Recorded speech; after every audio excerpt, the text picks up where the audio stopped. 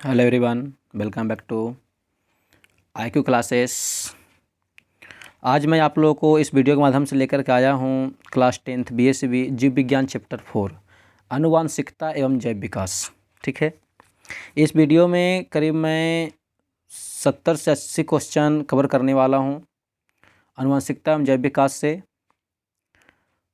ये मेरा यूट्यूब का नाम हो गया, लोगो ऊपर दिखाई पड़ रहा है। अगर अभी तक आप लोग सब्सक्राइब नहीं किए जाकर सब्सक्राइब कीजिए। जो वीडियो अपलोड किया जाएगा आपको तुरंत मिल जाएगा। इसके लिए कि प्लीज़ सब्सक्राइब कीजिए, सपोर्ट कीजिए।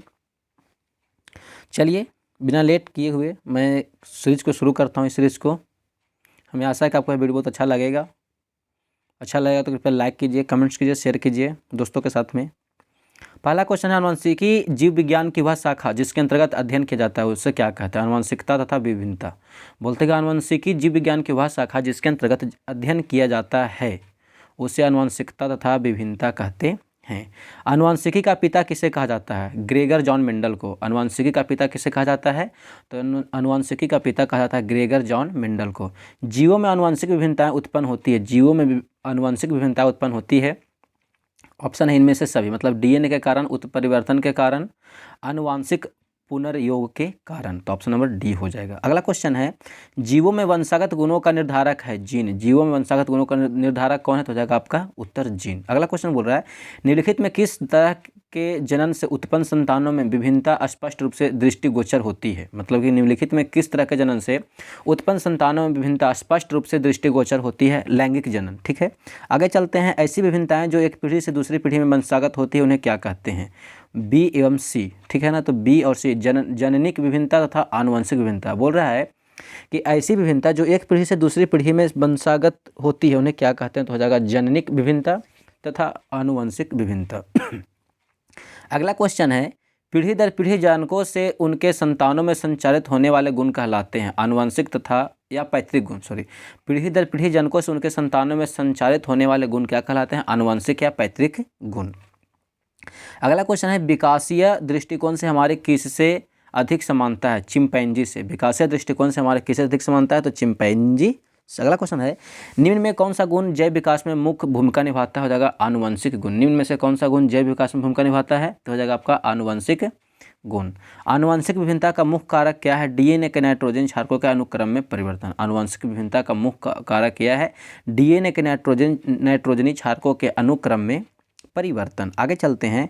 अगला है, दो मनुष्य मूलभूत संरचना में पूर्ण रूपेण एक जैसे नहीं होते हैं समरूप यमज के अनुसार। ठीक है, अगला क्वेश्चन बोल रहा है, विभिन्नता का मुख्य कारण क्या है? अर्धसूत्री विभाजन। विभिन्नता का मुख्य कारण है अर्धसूत्री विभाजन। ठीक है, अगला क्वेश्चन है, निम्न में कौन सी विभिन्नता एक पीढ़ी से दूसरी पीढ़ी तक जाती? हो जाएगा जननिक विभिन्नता। निम्न में से कौन सी विभिन्नता एक पीढ़ी से दूसरी पीढ़ी में जाती है? तो हो जाएगा आपका जननिक विभिन्नता। ग्रेगर जॉन मेंडल कब पादरी बने थे? 1847 ईस्वी में। बोल रहा है कि ग्रेगर जॉन मेंडल कब पादरी बने? तो हो जाएगा 1847 ईस्वी में। किसी ने मेंडल के अध्ययन को ध्यान नहीं दिया क्योंकि सब डार्विन के सिद्धांत का अनुसरण कर रहे थे। किसी ने मेंडल के अध्ययन को ध्यान इसलिए नहीं दिया, इसका उत्तर हो जाएगा ऑप्शन नंबर बी, क्योंकि सब जो थे डार्विन के सिद्धांत का अनुसरण कर रहे थे। अगला क्वेश्चन है, मेंडल ने अपने प्रयोग के लिए बगीचे में उगाए जाने वाले किस पौधे का चयन किया? पूछ रहा है कि मेंडल ने अपने प्रयोग के लिए बगीचे में उगाए जाने वाले किस पौधे का चयन किया? तो होगा साधारण मटर का। ठीक है, अगला क्वेश्चन है, मिलर एवं यूरे के प्रयोग में निम्न विकल्पों में क्या उपस्थित था? ए एवं बी।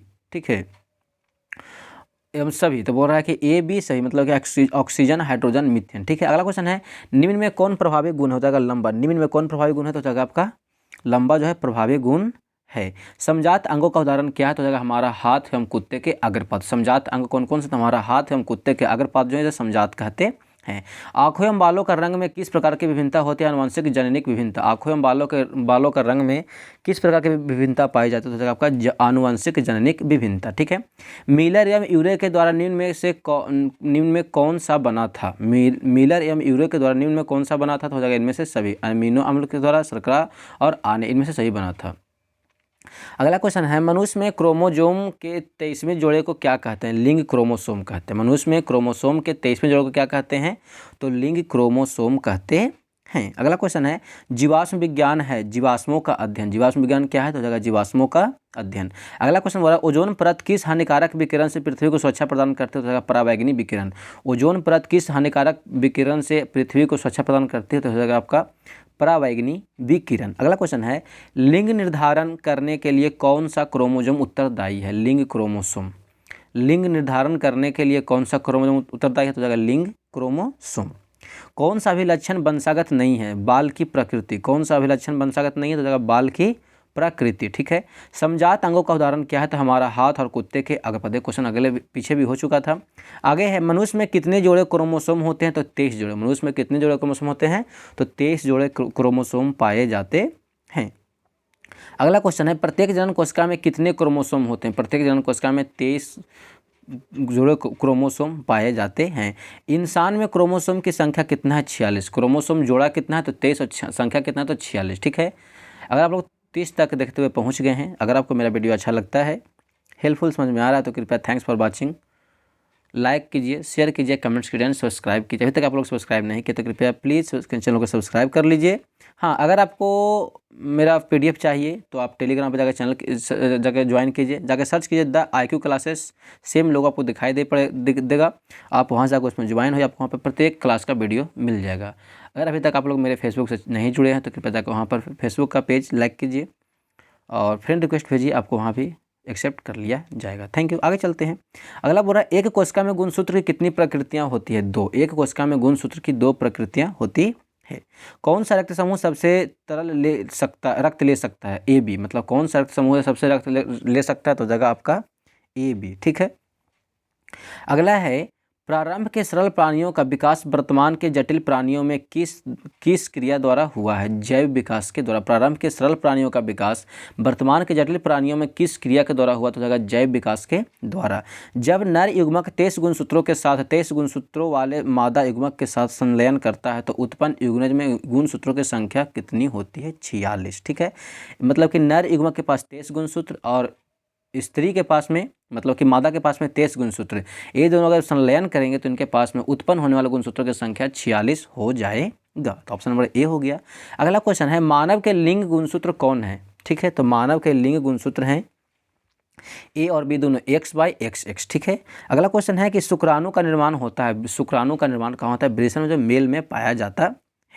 अगला क्वेश्चन है मनुष्य के 22 जोड़े क्रोमोसोम को क्या कहते हैं? ऑटोसोम कहते हैं। क्या कहते हैं? मनुष्य के 22 जोड़े क्रोमोसोम जो होते हैं मेल और फीमेल दोनों में इक्वल होते हैं, लेकिन 23वां जो क्रोमोसोम होता है वो दोनों का अलग अलग होता है। उसी से हम लोग का मेल और फीमेल का निर्धारित किया जाता है। तो बोला कि मनुष्य के 22 जोड़े क्रोमोसोम को क्या कहते हैं? तो हो जाएगा ऑटोसोम। मनुष्य का सबसे करीबी संबंधी कौन है? चिंपैंजी। मतलब कि मनुष्य किसके तरह दिखता था पहले? तो चिंपैंजी की तरह। मतलब हम लोग जो चिंपैंजी के वंशज भी बोल सकते हैं। तो ऑप्शन हो जाएगा C चिंपैंजी। मनुष्य और चिंपैंजी में क्या समानता है? चिंपैंजी और मनुष्य के पूर्वज समान थे। ठीक है ना। मतलब कि हम लोग जो अभी पृथ्वी पे हमारे जो पूर्वज जो हैं बिल्कुल चिंपैंजी की तरह ही थे, मतलब चिंपैंजी बोल सकते हैं। संसार में मानव की कितनी प्रजातियां हैं? तो 1 प्रजातियां है। अगला क्वेश्चन है मानव होमोसेपियंस का उद्भव कैसे? मतलब मानव का वैज्ञानिक नाम क्या है? तो होमोसेपियंस होता है। इसका उद्भव कैसे हुआ? तो अफ्रीका से हुआ है। ठीक है। कहाँ से हुआ? तो अफ्रीका से हुआ। अगला क्वेश्चन है जीवों के जटिल अंगों की उत्पत्ति कैसे हुई? तो जीवों के जटिल अंगों की उत्पत्ति हुई क्रमिक विकास से। ऑप्शन नंबर C हो जाएगा। अगला क्वेश्चन है नर्मदा घाटी में कौन सा जीवाश्म पाया गया था? तो नर्मदा घाटी में डायनोसॉर कपाल पाया गया था। मनुष्य के अग्रपाद एवं चमगादड़ के पंख कैसे अंग है? समजात अंग है। मनुष्य के अग्रपाद, ठीक है ना, तथा चमगादड़ के पंख जो हैं समजात अंग होते हैं। असमजात अंग का निम्न में से कौन उदाहरण है? तो पक्षी मधुमक्खी के अंग ये असमजात कहलाते हैं, क्योंकि घोड़ा मेढक के अग्रपाद इक्वल हैं, चमगादड़ एवं पक्षी के अग्रपाद इक्वल हैं, हेलर के प्लीपर एवं मनुष्य के अग्रपाद इक्वल हैं। ठीक है। व्हेल लिखा हुआ है, सॉरी। पक्षी और चमगादड़ के पंख होते हैं तो समजात अंग होते हैं। पक्षी और चमगादड़ के अंग कैसे होते हैं? समजात अंग होते हैं। अगला क्वेश्चन है आर्कियोप्टेरिस किसकी संयोजन कड़ी है? तो हो जाएगा रेप्टिलिया एवं रेबिज की। ठीक है ना। आर्कियोप्टेरिस किसकी संयोजन कड़ी है? तो हो जाएगा रेप्टिलिया एवं एबिज का। अगला क्वेश्चन है चूहे के पूंछ पर 21 पीढ़ियों तक किस वैज्ञानिक ने नाम किया था? लेमार्क ने। किसने? चूहे के पूंछ पर 21 पीढ़ियों तक किस वैज्ञानिक ने काम किया था? तो हो जाएगा लेमार्क ने। अगला क्वेश्चन है 3.5 अरब पहले पृथ्वी की सतह पर कौन से रसायन थे? तो हो जाएगा मीथन। 3.5 अरब पहले पृथ्वी की सतह पर कौन से रसायन थे? तो हो जाएगा अमोनिया। ठीक है। सर्वप्रथम ऑक्सीजन की उत्पत्ति किस जीव के कारण हुई है? तो हो जाएगा सर्वप्रथम ऑक्सीजन की उत्पत्ति फफूंदी के कारण हुई है। अगला क्वेश्चन है, निम्नलिखित में कौन स्त्रियों में पाया जाने वाला लिंग क्रोमोसोम का जोड़ा है? तो XX, मतलब कि मेल में XY और फीमेल में XX क्रोमोसोम पाए जाते हैं। मानव युग्मक में गुणसूत्र की संख्या कितनी है? तो जगह 30। गुणसूत्र की संख्या कितनी है? तो 23 जोड़ी होगा। अगला क्वेश्चन है, मानव शरीर के किसी समान कोशिका में गुणसूत्रों के कितने युग्म होते हैं? ठीक है, बोला कि मानव शरीर के किसी समान कोशिका में गुणसूत्रों के कितने युग्म होते हैं? तो 23 होते हैं। DNA अनुक्रम के तुलनात्मक अध्ययन द्वारा किस जीव के पूर्वजों की खोज क्या कहलाता है? तो आणविक जाति वृत्त कहलाता है। मेंडल ने मटर में कितने गुणों पर कार्य किया था? तो हो जाएगा 7। कितना हो जाएगा? मेंडल ने मटर में कितने गुणों पर कार्य किया था? हो जाएगा 7 गुणों पर। अगला क्वेश्चन है, एक मिनट, हाँ हम लोग यहाँ थे। पृथक्करण का नियम किसने दिया था? हो जाएगा मेंडल ने। पृथक्करण का नियम किसने दिया? तो हो जाएगा ऑप्शन नंबर ए, मेंडल ने दिया। ड्रोसोफिला के नर में कितने जोड़ समान X गुण होते हैं? तो हो जाएगा एक भी नहीं। ड्रोसोफिला के नर में कितने जोड़े समान होते हैं X गुणसूत्र? तो एक भी नहीं होता है। मनुष्य और गाय के अग्रपाद आपस में क्या है? तो हो जाएगा समजात अंग। पक्षी और तितली के पंख कैसे अंग हैं? तो समजात अंग होते हैं। ये हम लोग का 60 क्वेश्चन का चल रहा था। Thanks for watching. Like, share, comments and subscribe. Follow me Facebook. Find PDF। ये PDF अगर आपको चाहिए तो आप मेरे Telegram channel the IQ classes जाकर ज्वाइन होइए। आपको मैं ये PDF वहाँ पे भेज दे रहा हूँ। PDF आपको वहाँ पे मिल जाएगा, आप जाकर डाउनलोड कर लीजिए। इंस्टाग्राम पे अभी तक आप फॉलो नहीं किया तो इंस्टाग्राम पे फॉलो कीजिए। ये मेरा लोगो हो गया। ये लोगो आपको यूट्यूब पे, फेसबुक पे, इंस्टाग्राम पे और टेलीग्राम पे दिखाई देगा। आप तक यहाँ से कनेक्ट होइए। Thanks for watching IQ classes. आप सभी का हार्दिक अभिनंदन है, स्वागत है। जितने भी मेरे भाई बहन, छोटे भाई, बच्चे, ठीक है ना, स्टूडेंट्स, जितने भी इस वीडियो को देख रहे हैं उनके लिए बहुत बहुत धन्यवाद। आप इस वीडियो को देखिए। आपको जहाँ भी दिक्कत हो आप मेरे को कमेंट्स कीजिए, शेयर कीजिए, सब्सक्राइब कीजिए, लाइक कीजिए। ठीक है, आप इस तरह से अपनी कंटिन्यूटी को बना कर रखिए। मैं भी अपनी कंटिन्यूटी को बना कर रखूँगा। Thank you. आज का क्लास इतना तक ही। अब मिलते हैं हम लोग अगली क्लास में। Bye bye.